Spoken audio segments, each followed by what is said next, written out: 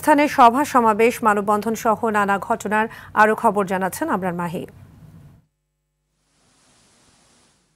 দায়বদ্ধ সরকার ছাড়া দেশের অর্থনৈতিক সংকট কাটিয়ে ওঠা সম্ভব নয় বলে মন্তব্য করেছেন বিএনপি চেয়ারপারসনের উপদেষ্টা মোয়াজ্জেম হোসেন আলাল। বরিশালে বাংলাদেশ জামাত ইসলামীর মহানগর আমির অধ্যক্ষ মাওলানা জহিরুদ্দিন মোহাম্মদ বাবরের সভাপতিত্বে বরিশাল ৫ আসনের ভোট কেন্দ্র প্রতিনিধি সম্মেলন অনুষ্ঠিত হয়।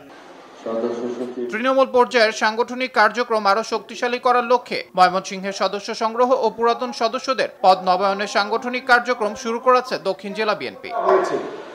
ময়মনসিংহে তৌহিদ ভিত্তিক রাষ্ট্র গঠনে নারীদের ভূমিকা শীর্ষক আলোচনা সভা অনুষ্ঠিত হয়েছে। রাজবাড়ীর গোয়ালন্দের দেবগ্রাম মুন্সিবাজারে গণসংযোগ করেছেন রাজবাড়ী ১ আসনের জামায়াতের এমপি প্রার্থী ও জেলা জামায়াতের আমির অ্যাডভোকেট নুরুল ইসলাম।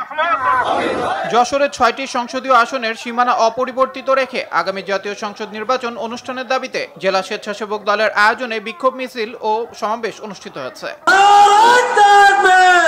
ঠাকুরগাঁওয়ে জনগণের ভোটে যারা নির্বাচিত হবে নতুন বাংলাদেশের স্বপ্ন তারা বাস্তবায়ন করবে বলে মন্তব্য করেছেন জামাতের সহকারী সেক্রেটারি জেনারেল মাওলানা আব্দুল হালিম। জুলাই আন্দোলনে সাভারে ছাত্র হত্যা মামলার আসামি ঝালকাঠির রাজাপুর উপজেলা নির্বাহী কর্মকর্তা রাহুল চন্দ্রকে ওএসডি করা হয়েছে। নোয়াখালী বিজ্ঞান ও প্রযুক্তি বিশ্ববিদ্যালয়ে আর্টিফিশিয়াল ইন্টেলিজেন্স ক্যারিয়ার ও উচ্চশিক্ষা বিষয়ে সেমিনার অনুষ্ঠিত হয়েছে। মৌলভীবাজারে বর্জ্য ব্যবস্থাপনা সম্পর্কে সচেতনতা বৃদ্ধি করা, বর্জ্য বিচ্ছিন্নতার গুরুত্ব এবং এর পরিবেশগত প্রভাব বিষয়ে কর্মশালা অনুষ্ঠিত হয়েছে। দিনাজপুরে হিলিতে বিনামূল্যে শিক্ষার্থীদের রক্তের গ্রুপ নির্ধারণ কর্মসূচি পালিত হয়েছে। দিনাজপুরের ঘোড়াঘাটে ডিসেবিলিটি ডেভেলপমেন্ট অর্গানাইজেশনের অঙ্গ প্রতিষ্ঠান আলো ফিজিওথেরাপি ইউনিটের উদ্বোধন করেন উপজেলা নির্বাহী কর্মকর্তা মোহাম্মদ রফিকুল ইসলাম। দিনাজপুরের রক্তদান সমাজ কল্যাণ সংস্থার ৫ম প্রতিষ্ঠাবার্ষিকী উপলক্ষে আলোচনা সভা ও সম্মাননা ক্রেস্ট প্রদান অনুষ্ঠিত হয়েছে।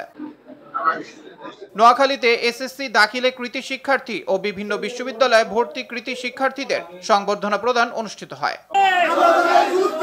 মাদারীপুরের রাজোরে প্রকাশ্যে মাদক ব্যবসার প্রতিবাদে স্থানীয় যুব সমাজের উদ্যোগে বিক্ষোভ ও মানববন্ধন অনুষ্ঠিত হয়। শেরপুরে পাহাড় কাটা ও নিধন রোধে জনসচেতনতা বাড়ানোর লক্ষ্যে আলোচনা সভা ও ক্যাম্পেইন অনুষ্ঠিত হয়েছে।